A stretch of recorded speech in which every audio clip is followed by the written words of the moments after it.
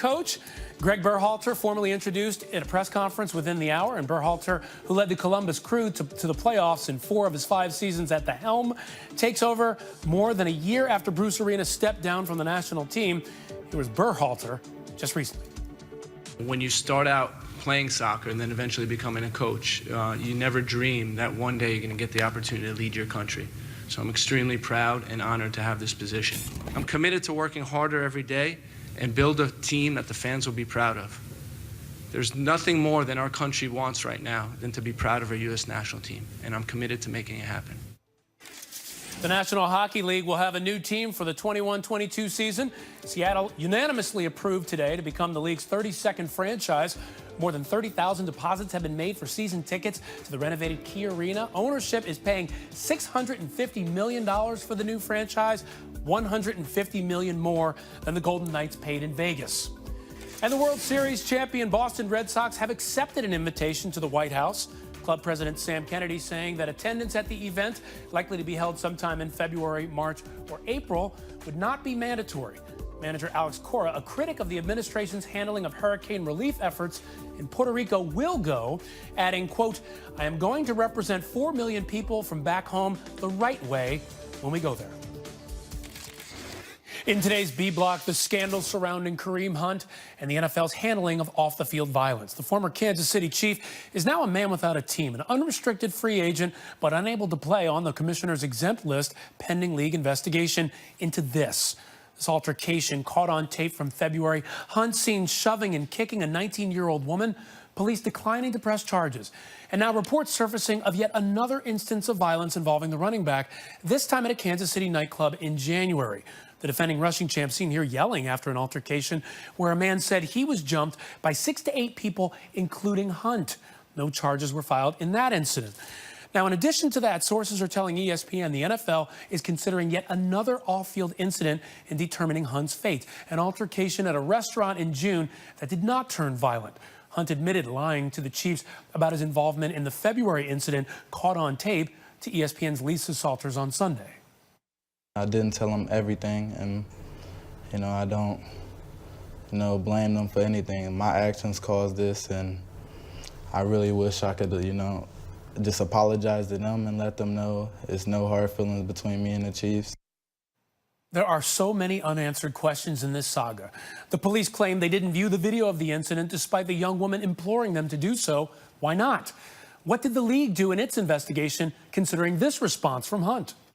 Has the NFL ever questioned you about that incident? No, they have not. Did they ever ask you to talk about that incident? No, they have not. And then why do outlets like TMZ continue to scoop a billion-dollar business like the NFL with its millions dedicated to NFL security and domestic violence investigations in obtaining evidence about player altercations?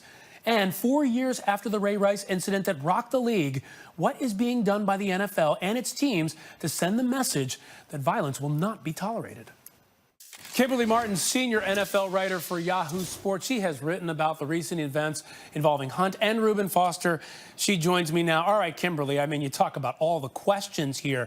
How was this being investigated? How was he on the field all this time based on all the stuff we know now? What do you think of the NFL and the Chiefs' investigations of Kareem Hunt? I think the investigations didn't go very far. If the NFL is saying that this TMZ video is new information, well, what exactly has the NFL been doing? I understand the Chiefs have said, Kareem lied to us or he wasn't truthful, so that's why they released him. But, the fact that Kareem was the clip you just showed, the fact that Kareem is saying nobody from the NFL talked to me, that's a major problem. Yeah, it's downright shocking considering everything that happened. Just as shocking as the police, in some ways, people questioning why they didn't look at this video even though they had it in their possession, according to reports. But you said in one of your articles, 4 years since the Ray Rice video, and we have learned nothing. We are no better, and neither is the league. Since the Ray Rice incident, what has fallen short in the NFL's investigation process? What have you expected to see that has just not happened? Well, the fact that we have the NFL and its teams it's reactionary right now because you have a video that's obtained again by TMZ. And now the league is sort of caught, well, we didn't know about this. We're going to have to investigate further to learn more details. The fact, I'm not sure how you can go through the whole Ray Rice experience and the investigation. In that column that you mentioned, I used the word torture us with the Deflategate situation, pages upon pages of information about deflated footballs. We're talking about violence against people, against women.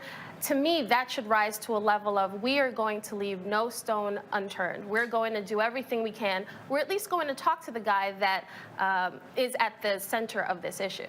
You know, I think one of the responses you would get from the NFL is, look, we're not we don't have police power. We don't have subpoena power. There's only so much we can do. We ask for a tape. We ask for information. If the police don't want to turn it over, we're stymied in a way. So in that sense, what do you think they should be doing differently? What stands out to you? No, and I get that. I get that. Fans also say that as well. The NFL is not the police. It's not a district attorney or anything like that. But the league has also said that it doesn't need to see convictions to uphold some sort of suspension for players.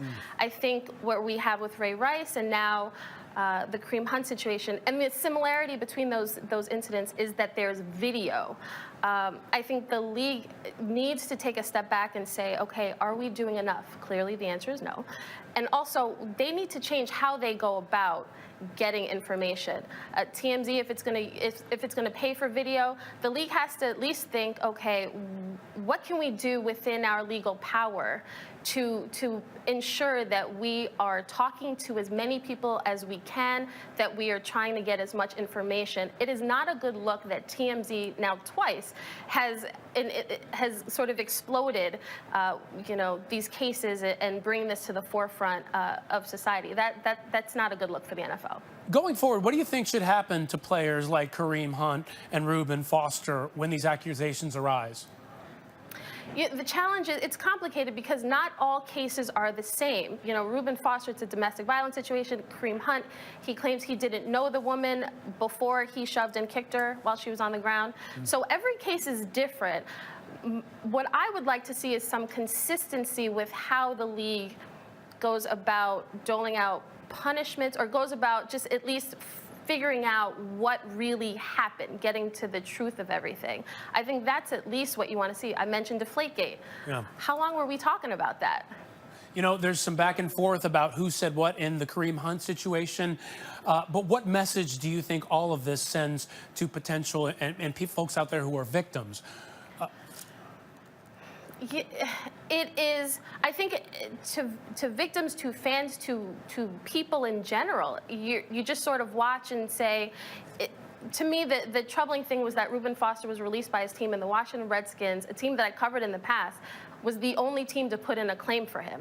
That means it's their point is, well, we could take a chance. We don't know how this is going to play out, but he's worth it. Well, why? You don't even know if the investigation is going to bear out anything. You don't know what's going to happen through the legal system. I think if you are a victim of domestic violence or assault or just physical violence, or if you're just a regular fan who loves the game, you just want to see the teams and the league be forthcoming and be forthright and actually committed to finding out what's really happening and then acting appropriately. So not necessarily taking them off the field before we learn everything, or? Well, to me, there's no reason why Reuben Foster should be allowed to be claimed by another team. Because in this win-at-all-cost NFL culture that we have, and it's sports period, but in the NFL, teams are looking at, well, this guy could help us win. That's the bottom line. Everybody wants to see their team win. And then you have coaches and execs that are under pressure to sign guys.